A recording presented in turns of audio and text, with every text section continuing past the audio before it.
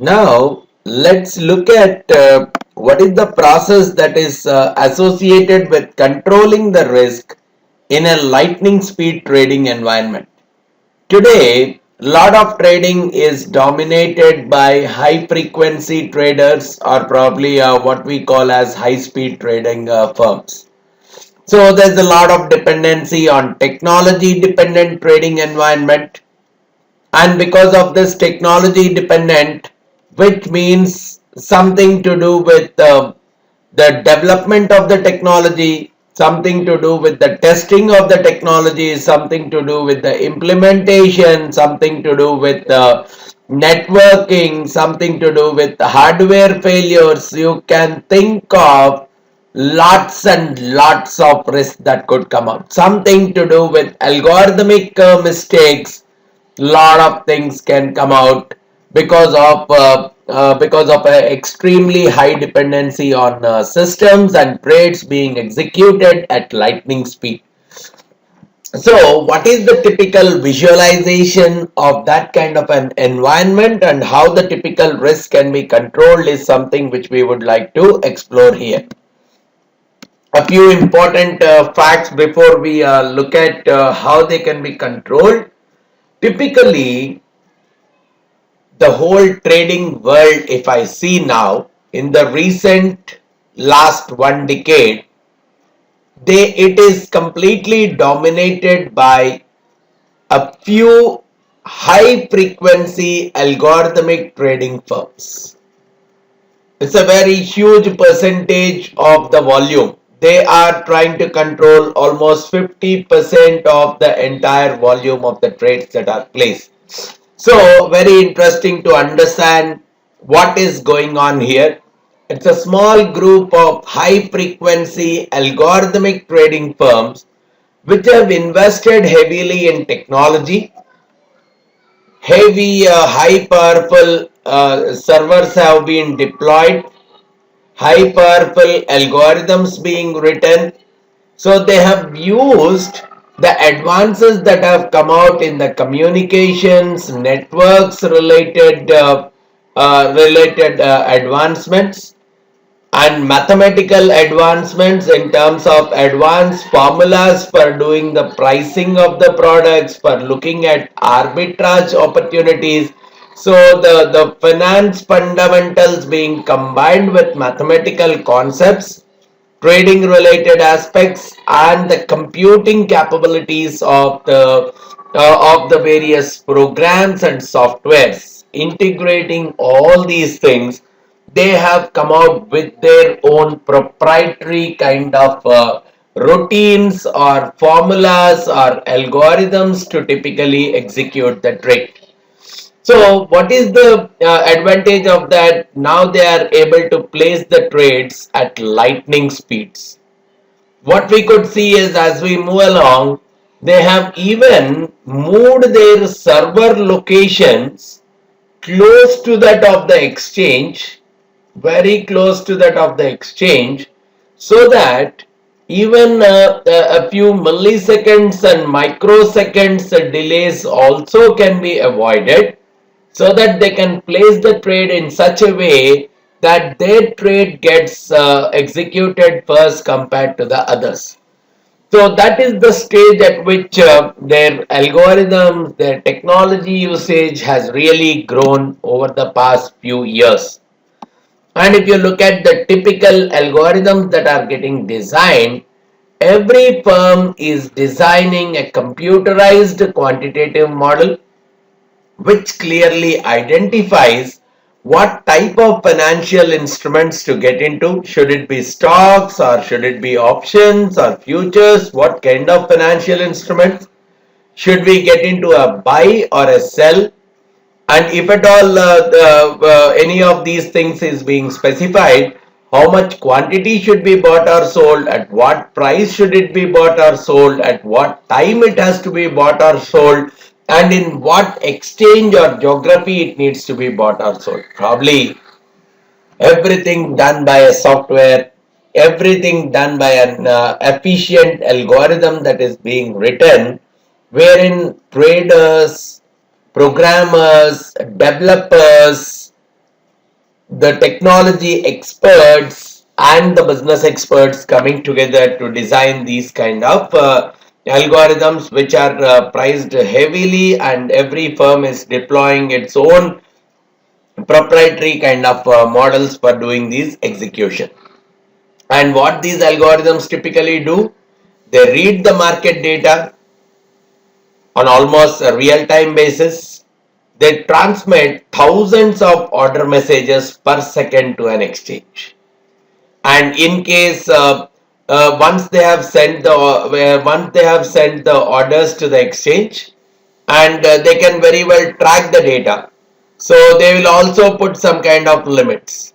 And if the market price for that particular security is beyond this limit, or if there is any kind of error in the program that they have written is getting identified, they can directly go ahead in terms of cancelling the orders or replacing the orders based on how quickly the prices are changing. Any kind of price discrepancy, because today we see that the majority of the stocks in the United States are quoted with a tick size of 1 cent. So because of this, any kind of price discrepancy that is arising, huge volumes of trades are being placed, which means without much of a human intervention, the trades are getting executed. But at the same time, while this all is the positive side of the story, there is a very much a possibility that these black boxes, which are typically where the source code of it is not that much understood by the trader community. Well, so and trader community is primarily executing this algorithm as a black box. There is a very much a possibility that it can go erroneous, just like any other software. A software crash, software programming errors are bound to occur, and this can result in huge losses. And even today, a lot of algorithmic programming errors, losses might have come out. But what has happened is majority of these algorithm related errors, they are hidden from the public view. Why? Majority of the firms which have got into this mechanism, high frequency trading firm, to a large extent, they are not publicly listed kind of firms. They are proprietary trading firms. They don't have customers. They trade only in their own accounts. They are completely privately held. So the disclosure of the information is not that public. They rely on their proprietary technologies. So because of that, whatever the heavy losses that have come out also, it may not be purely disclosed to the customers. And at the same time, though everything is algorithm based, system based, no human intervention, but we have to understand all these things are developed by the human beings, right from understanding of the requirements to the design of the entire logic and algorithms, to the development using the appropriate software, doing the coding of it, the testing of it, implementation of it, providing access to the right set of people. All these things are decided by the human being, and there is a possibility of an error being crept in at any of these stages. So which means heavy risk controls and efficient risk management mechanism is very much needed at this spot. And okay, their main intention, if I look at high frequency trading, it's purely about speed. High frequency, high speed trading. The major goal is execute trade in literally no time. Reduce the latency, reduce the delay, especially with respect to filling the order, placing the order, confirming the order, cancelling. Anything has to be executed in that split seconds. And if it is not, which means if I look at the traditional way, okay, someone is placing an order with the exchange, there is a delay from the time the order is leaving the system of the trader to the exchange, during this period the price would have changed. Either it would have gone up or gone down. And because of this timing delay, whatever this company has expected as a buy price, it's not able to meet that. As the same logic goes even with the market maker who is sitting out here.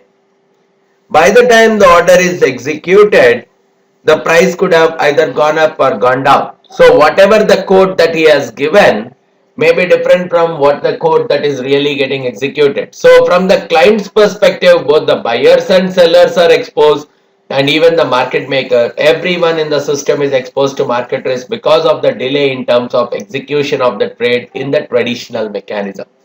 But going ahead with this high frequency trading mechanism, that risk would be drastically reduced. So on one side, there is a positive note which talks about speed, the importance of speed associated with high frequency trading.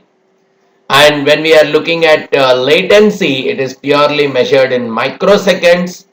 And here we are talking about the speed at which the market data and the signals, the buy sell signals, they move from the marketplace to the client server, to the customer's server. So once an order is placed, how quickly are the market data and the signals processed? What is the geographical distance between the server of the customer and the exchange's matching engine server? How much is what is the response time once a trade is placed, in how much time the confirmation is coming back? And some kind of a primary research has clearly brought out that for each 100 miles distance the server is located from the matching engine, 1 millisecond of delay is coming up. So if I see that this server is 1,000 miles away from the exchange's location, probably I can see a 10 milliseconds delay.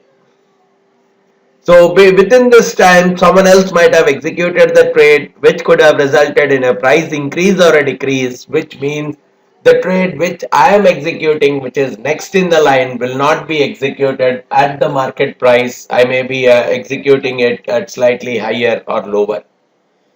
And this is where high frequency trading is going in such a way that the order is placed at extraordinary speed under the hope that their trade gets executed first. Now everyone is thinking the same way, which means it is very clearly understood that the trades of all the high frequency trade firms will get executed first, then the traditional. But at the same time, a clear understanding needs to be done how much has been invested in the technology for getting that additional leverage in terms of quicker execution. And as we said here, because the geographic location also plays an important role, many exchanges have provided the co-location service. Means the trading firms can typically place their servers very close to the exchange's matching engine. That's again an additional cost that has come out, but yeah, that is a sacrifice to typically get a very high quickness in terms of execution of the trades. So in this entire framework, we really need to understand that risk is something inevitable because technology, fast emerging, lots of scope of introduction of the errors. So here, the simple way from a risk management perspective, yes, we have a clearing house. This clearing house has a few clearing members, and this clearing members, they are the ones who clear the trades both of their customers as well as the non-clearing members of the clearing house. Now, this is the typical setup that we see. And what we typically look at as the first stage in the risk management is the clearing house has assigned a clear mandate that the clearing member is financially responsible for all the trades that are placed by their customers as well as the non-clearing members. And what we see is majority, some of these customers and non-clearing members, they are the high frequency traders who, for placing of their trades, they directly place with the exchange's matching engine rather than approaching the broker dealer. So the clearing members, typically the broker dealers in case of stock or option market, or future commission merchants in case of futures market, as well as so they contain customers as well as non-clearing members. Now there is a two-stage process.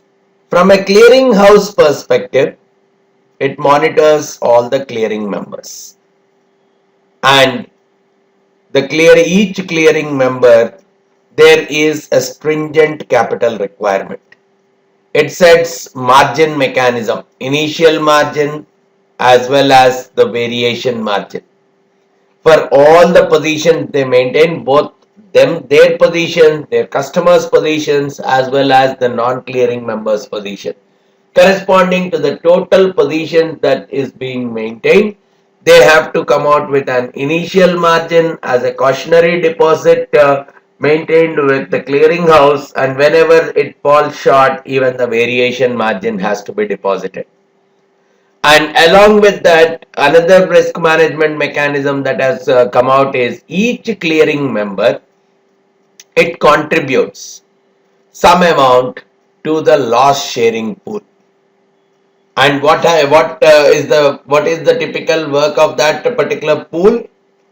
In case any one or more of the clearing members are becoming insolvent, the fund would be settled from that pool to others.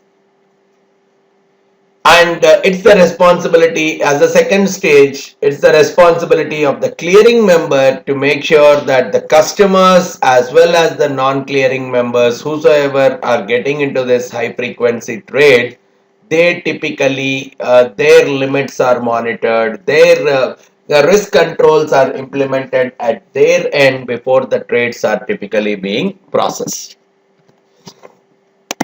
Here there is an interesting term, or two interesting terms that come out, especially with respect to high frequency trading. The kind of access that is being granted to this high frequency traders. One, we talk about unfiltered sponsored access, and two, we talk about co-location. Co-location, we have already talked about, coming out with the servers very close to that of the exchange's machine. And if we look at the typical traditional way, the customer or a non-clearing member, they are placing their orders with the exchange, and or they are placing, first of all, they are placing their orders through the broker dealers with the exchange.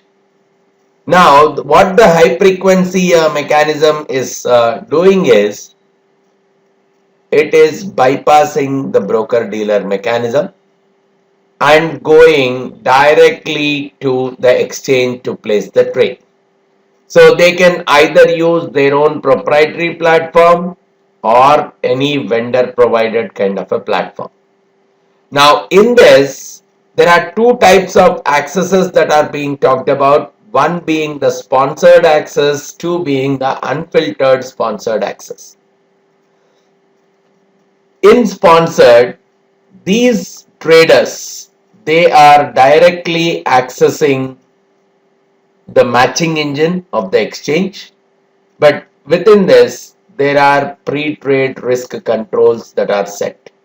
So there could be price related controls, quantity related controls, credit related controls, limits, some kind of things being set before the trade gets placed to the exchange. Whereas if there is an unfiltered sponsored access, it is as good as a naked access. This is the word typically used in stock markets and option markets, whereas it's also called as direct market access in the futures market. Now, yes, same. The traders, they are directly placing the trade with the exchanges matching engine, but the pre-trade risk controls are bypassed. Trades are directly placed. Customers prefer this because it reduces latency. But this is the one that increases the risk in the process. So this part really needs to be monitored by the clearinghouse members so that none of their customers get into this kind of unfiltered sponsored access. And when we look at from a speed perspective, yes, there are some positives. More quickly capture the trading opportunities. Any small mispricing that is there, you can very quickly capture the opportunity, go for the best execution, and you can try to meet your desired benchmark price. The probability of you meeting the desired benchmark price, even if the discrepancy is very minor, is very, very high. And because of the smaller tick sizes, the data volumes have gone up drastically. Huge arbitrage opportunities are getting exploited. Even for the smallest change in the price, trading volumes are becoming higher and higher. So instead of depending more and more on human being, a machine-based, algorithm-based mechanism became ideally suited. Thousands of data points per second processings that are becoming more and more efficient. And because of this, the spreads are getting narrowed, which is increasing the liquidity in the market at every decimal point. So what we typically see is huge positives coming out of this, but at the same time, we really need to understand there is a heavy possibility of systemic risk. One trading error, one fraudulent trade can create virals in the entire trading system. A huge programming error coming up can create a big crash in the entire system. In some cases, in a lot of occasions, people talk about the flash crash that has occurred on May 6, 2010 in the United States, where within no time we see the Dow Jones has fallen and again rose to a very drastic extent within no time. Recovery also happened quite quicker. This is being attributed more and more to this high speed trading itself. We'll talk about it slightly later.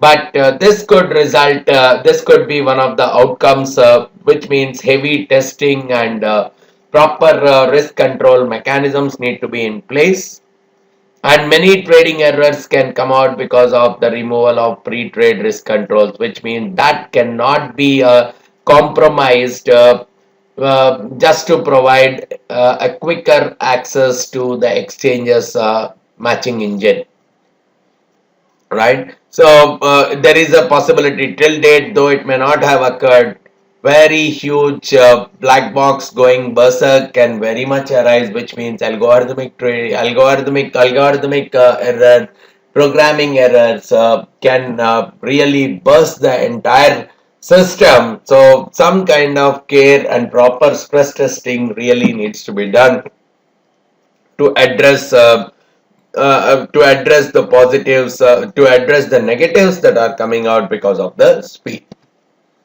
So there should be very effective pre and post trade risk controls. Today, almost at various levels of the trading process, right from the individual accounts to a portfolio level, at various levels, we see some kind of pre and post trade risk controls being set in place. Limits are set at different stages, and the intention is to prevent and limit the losses. So most of the exchanges, they have volume limits, price limits. In some cases, the trade busting related policies are there. Any erroneous trade, the entire trades can get busted or cancelled clearly. And broker dealers, future commission merchants are responsible for financial integrity and risk controls of their customers. All these things really enhance the overall process. So this is what we really need to appreciate with respect to high frequency trading. Though it is revolutionizing the way the trades are being placed, it's also giving rise to some of the potential new risks, and the way they are handled will really see how well this kind of a mechanism will progress forward in the future, right?